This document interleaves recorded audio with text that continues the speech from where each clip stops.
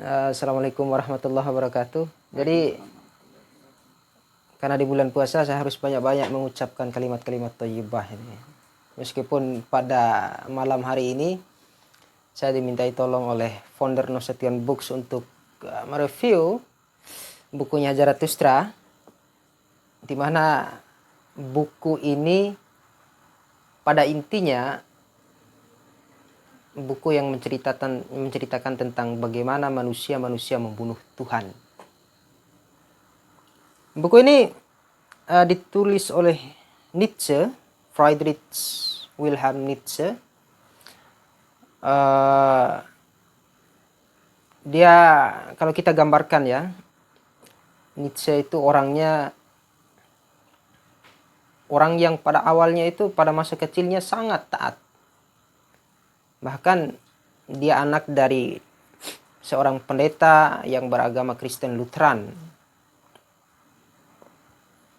Karena saking pengennya dia disebut taat, disebut orang yang sangat esoteris ya, sangat sofistik lah kalau bahasanya. Dia sampai mempelajari Arthur Schopenhauer. Kemudian dia mengajar mata kuliah filologi tentang kajian-kajian teks keagamaan di salah satu universitas di Jerman. Tetapi pada masa-masa dia dewasa, pada saat-saat dia berkembang, dia justru mengatakan satu hal yang itu sangat kontroversial, yaitu Tuhan telah mati. God is dead. Ya, begitu kira-kira. Jadi teman-teman, buku ini diterjemahkan oleh H.B. Jassin, salah satu sastrawan besar Indonesia. Jumlah halamannya sekitar 540-an halaman. Dan saya beli buku ini di Nasution Books bulan Oktober 2019 lalu. Dan saya membacanya kira-kira 1 bulan 2 mingguan. Itu bersamaan dengan karyanya Monte Cristo. Karyanya, Alexander Dumas. Judulnya Monte Cristo, itu roman atau novel Babon, terbitan KPG. Saya beli juga di Nasution Books. Jadi kita akan menceritakan bagaimana Nietzsche membunuh Tuhan. Ceritanya begini, pada zaman dahulu, katakanlah begitu isi buku ini. Ada seorang anak yang sudah lama tinggal di hutan, kemudian turun. Itu pun langsung turunnya ke pasar. Tapi di tengah-tengah hutan dia bertemu seorang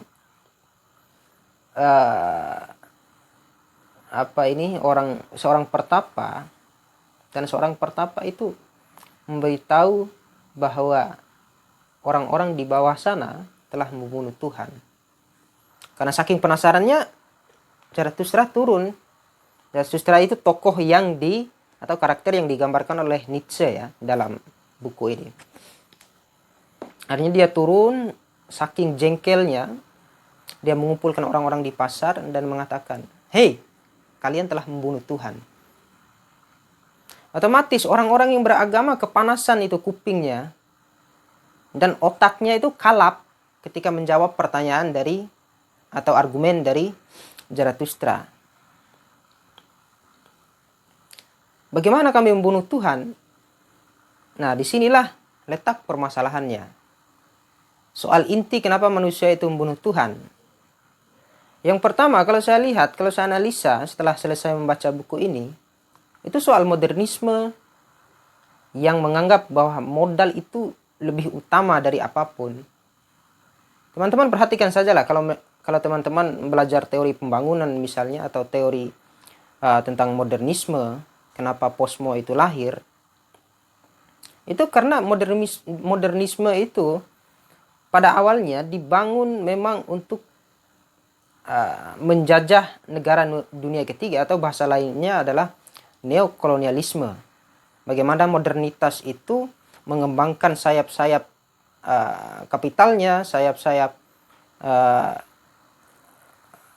eksploitasinya pada negara-negara dunia ketiga. Itu yang Nietzsche sesalkan. Termasuk salah satunya peperangan dunia I dan juga peperangan dunia II. Itu yang Nietzsche sesalkan, yang dia gambarkan dalam sosok Zarathustra ini. Nah, setelah dia mendakwakan itu, orang-orang menjawabnya dengan tolakan. Mereka tidak mau dong menerima bahwa Tuhan mereka dikatakan mereka telah membunuhnya, atau Tuhan mereka telah mati. Itu mereka tak mau menerima itu. Akhirnya dengan sadar, dengan kalapnya, dengan sentimennya, orang-orang di pasar itu akhirnya mengusir Zarathustra. Zarathustra naik lagi kembali ke gunung. Nah, pada masa ini kita masuk ke tengah-tengah nih dalam buku ini. Jadi Zarathustra saking kecewanya terhadap manusia, dia tidak mau menghendaki rasa kasihan siapapun terhadap dirinya. Sebab dia yakin satu hal, dia akan menemukan satu orang yang mengajarkan bahwa rasa kasihan itu menyesakkan. Itu salah satu kutipan menarik yang masih saya ingat di Zarathustra. Pada saat dia kembali ke hutan, dia mulai bersahabat dengan singa, bersahabat dengan monyet, bersahabat dengan ular-ular, bersahabat dengan elang, bersahabat dengan kelinci, atau dengan apapun yang ada dalam hutan itu.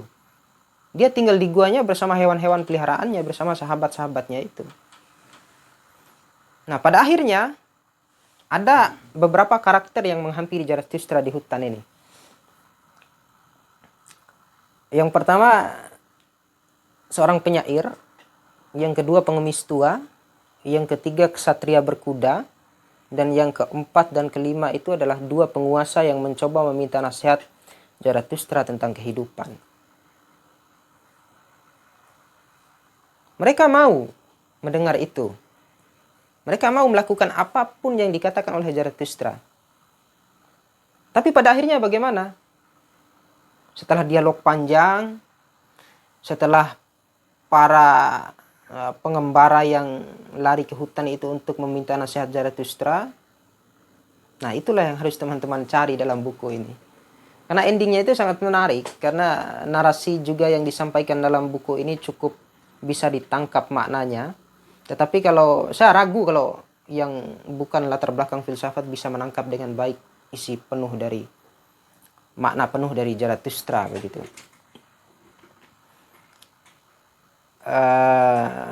Apalagi ya, selain nasihat-nasihat tentang kehidupan,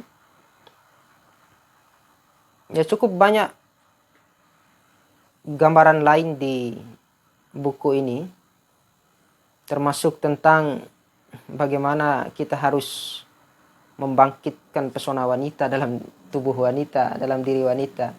Itu meskipun Nietzsche itu seorang jomblo ya, tapi dia juga mengungkapkan syair-syair yang itu saya pikir bisa menyentuh langsung lubuk paling dalam dari nurani wanita itu. Kemudian ada nasihat yang paling penting di sini bahwa terdapat kepalsuan jahat dalam diri mereka yang berkehendak di atas kuasa mereka. Itu salah satu kutipan menarik juga yang menjelaskan tentang bagaimana kita harus mengontrol hasrat untuk berkuasa, bagaimana kita harus mengontrol hasrat untuk mengendalikan orang lain, bagaimana kita harus mengontrol untuk tidak mengeksploitasi yang namanya kemanusiaan. Nah, kalau baliknya ke humanisme, ya mungkin kita perlu menggambarkan humanisme itu dari era Yunani, Romawi sampai dengan Jerman sekarang yang masih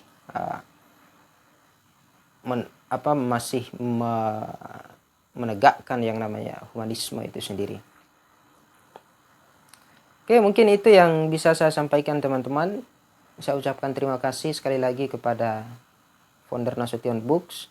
Apabila teman-teman yang sudah membaca buku ini, saya harap komentarnya, saya harap kritikannya. Mungkin kita bisa bertukar pendapat, bertukar narasi. Dan teman-teman kalau penasaran ya isi buku ini, silakan kunjungi dan beli langsung di nasutionbooks.com dan juga Instagramnya nasutionbooks.id ya.